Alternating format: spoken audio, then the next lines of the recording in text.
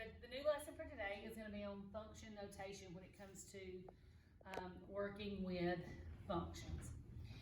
Before, on that last little worksheet that we worked yesterday, it was y equals, and then it was some kind of line that followed it. So for instance, let's look at this one. If I have y equals 2x minus 3. All right, you've probably heard about dependent and independent variables before, hopefully.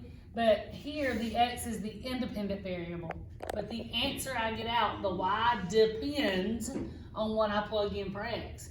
If I plug in 1 for x, I get a different number than if I plug in 3 for x. So y is the dependent variable. So when I'm working with this, and if I'm not going to use function notation, what I can say is that y is a function of x. Y is a function of x. And they can write it, of course, in a different way because, you know, this is math and that's what we do. We write the same thing 10 different ways, right? So the way that you can write it is this. It's a function of x. It means the exact same thing. If I were going to graph this, I'd plug in values for x, get out y's, and I could graph the ordered pairs. Or I would say, okay, this is in slope-intercept form. Here's my slope, here's my y-intercept. Okay? Now I know that is a slope and an intercept because it's a plain old x here. If I change it though, what if I wrote another equation and I did it like this? 2x squared plus 3x minus 4. Now that's a different function, isn't it? Okay, so normally I would have a y here, but then how would I know if I'm talking about this one or if I'm talking about this one? So this allows us, this function notation also allows us to label it something different. So I might call this one g of x. It still means that it's a function of x, but now I can talk about the f equation and the g equation, right? And then you can have an h equation or whatever, okay? An h of t, an h of x. So I can even change the letters. I could have, let's do p of t. So then the letter I use instead of x would be t. So I might have something that was 3t plus 5 as the equation for that one, okay? So it's just a different way to write it, sort of like what you write in front of your name. MRS means you're a female that's married. MR means you're a man, Mr., whoever. And then MS means you're a female that's not married. It's kind of like, hey, look what's coming up here. So here's an equation, there's another equation. These are both functions of x. This one's a function of t. Same idea though, okay? Now, how we're going to use this to work problems is they can ask you to evaluate the function at a certain point. Now, all that's big words for, we're going to tell you what to plug in, and you're going to plug it in and get out an answer, and that's it. So, for instance, if I said, what is f of 4? Go to the f equation, and instead of x, what am I going to use? 4. So this says 2x plus 3, but where I see x, I'm going to use 4. So 2 times 4 plus 3. What is 2 times 4? 8. Whoops. And 8 plus 3 is 11. So I evaluated the function at x equals 4, and I got an answer of 11. That's no different than in 8th grade when we had that big t-chart and we plugged in x values, and then here's where we plugged it in, and we got out a y value, and then we wrote them as an ordered pair. The x I plugged in and the y I got out, well, the x I plugged in is 4, the y I got out is 11, so my ordered pair would be 4, 11. It's no different. No different than doing it in a t-chart. It's just another way to write that you're plugging in 4 and getting out 11 in this case. All right. They might ask you, another example, they might ask you to go to the p equation, right, and plug in -6. So go to p. Wherever I see t, I'm now going to put a -6. So the original was 3t plus 5. So now I'm going to do 3 times -6 plus 5. So P of negative 6 would be equal to whatever this is. So that would be negative 18. 3 times negative 6 is negative 18. Plus 5 would be negative 13. And you can just kind of leave this right there as your answer. All right, let's do a couple more. Number 3. Let's do G of negative 3.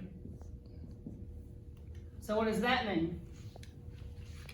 Go to G, plug in negative 3. G's a little bit longer, isn't it? 2x squared plus 3x minus 4. And some people might only plug in negative 3 here. But you actually have to plug it in everywhere there's an x. So it actually gets plugged in here. So I'm going to do 2 times negative 3 squared plus 3 times, instead of x, I'm using negative 3 minus 4. Now you have to follow order of operations here. Remember order of operations, parentheses, exponent, multiply, divide, left to right, add, subtract, left to right. So I actually have to do the exponent first. What's negative 3 times negative 3? Close. What's a negative times a negative? Positive. Positive. And what's 3 times 3? Not 3 plus 3. 3 times 3 is 9. So 2 times 9 plus, whoops, well, I'm probably not going to write a plus here. Why? What do those two give you? What's a positive times a negative? And 3 times 3 again is 9 minus 4. Now I'm going to do this multiplying before I do my subtracting. So I have 18 minus 9 minus 4. So that's 9. 9 minus 4 is 5. So when I plugged negative 3 into the G equation, I got out 5. All right? Now, one more thing. What happens if I say something like this? Go to the P equation and plug in T minus 5. Uh-oh. So the P equation was P of T was equal to 3T plus 5. Well, now instead of T, I got to use this whole thing. So 3 times the new T, which is T minus 5, plus 5.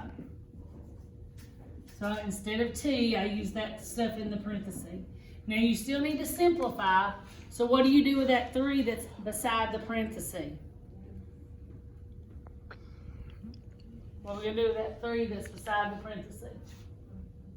We're going to throw it over, right? We're going to multiply or distribute it properly. Here and here. So 3 times T is 3T. 3 times negative 5 is negative 15 plus 5. So that combines to be minus 10. So it's 3T minus 10. So that would be the answer when you plugged in T minus 5. And this time, you can't actually get an answer like 10 or 11 or 5. You get 3T minus 10 as your answer. Okay?